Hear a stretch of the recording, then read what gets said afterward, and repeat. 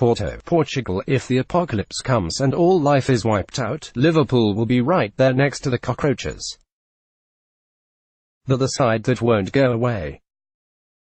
They're the side that in the space of a year has turned from a reckless teenager into a furrowed brow 30-something, from a side just as liable to blow teams away as explode into one that wins by any means necessary, grinding out results when you didn't think them possible. Main 9/10, Fabinho 8/10 as Liverpool ease into semi-finals. A 4-1 win at Porto might sound like the sort of freewheeling performance they specialized in a season ago, but it was nothing of the sort, especially in the first half.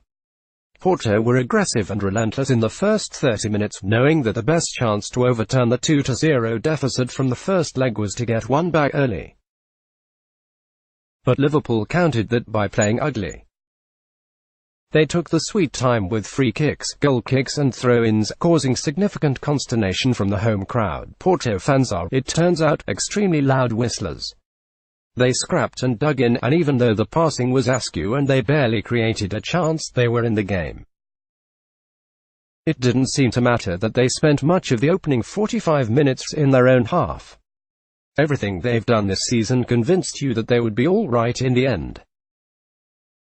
Before the game, James Milner mentioned this quality as the most impressive feature of 2019's iteration of Liverpool, the ability to regroup and be decisive after the tricky 15 minutes when you're not on your game. It was a tricky 26 or so minutes in this case, until Sadio Mane scored the opener, the away goal that effectively killed the tie stone dead.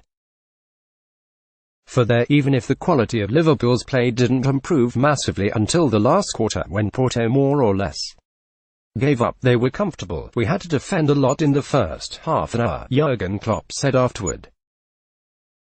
That's okay, that's no problem. The big difference from the past is we can do it.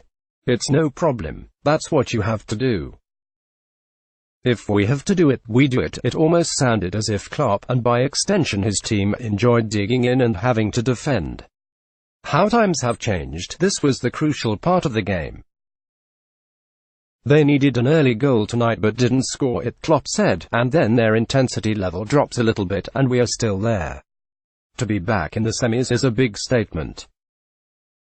We did it in different ways, which makes it even more special. In the second half, they showed the other side of their maturity, controlling the game, keeping Porto at bay with the jab and picking them off with 3 more goals. The highlight of those was Mohamed Salah's composed finish after a through ball from Trent Alexander-Arnold that even Kevin De Bruyne would have been jealous of. Now to the semi-final.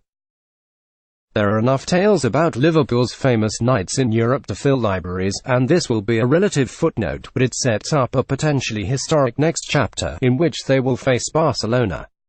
This more pragmatic approach has taken Liverpool a long way. It has taken them to the top of the Premier League. It has made everyone believe they can win the first title since 1990.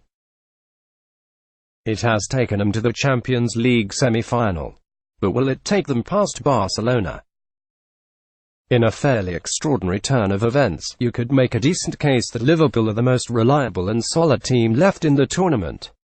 In the quarterfinals so far, Ajax, Tottenham and Barcelona have shown their vulnerabilities to different degrees, even if in some cases their opponents didn't have enough to take advantage.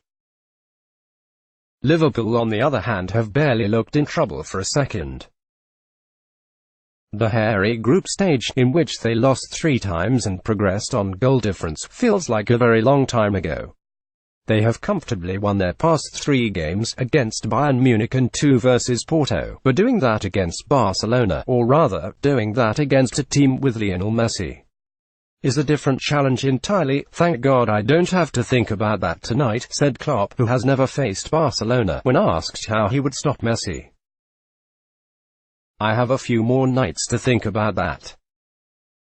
Everybody has tried that, but so far nobody can do it.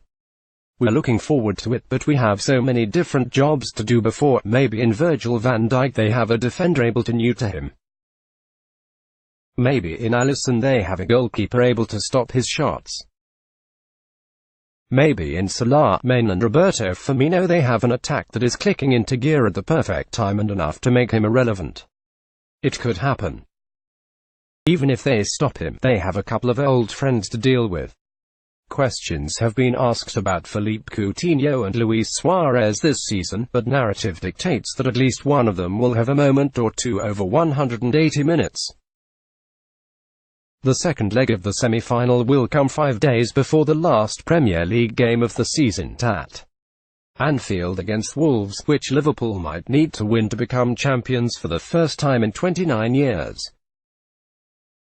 It will be the biggest week the club has seen in a generation, but if any Liverpool team can handle that, it's this Liverpool team. On Tuesday, Porto manager Sergio Conceição said that sometimes Liverpool are the best team in the world. If they can beat Barcelona, more people might agree with him.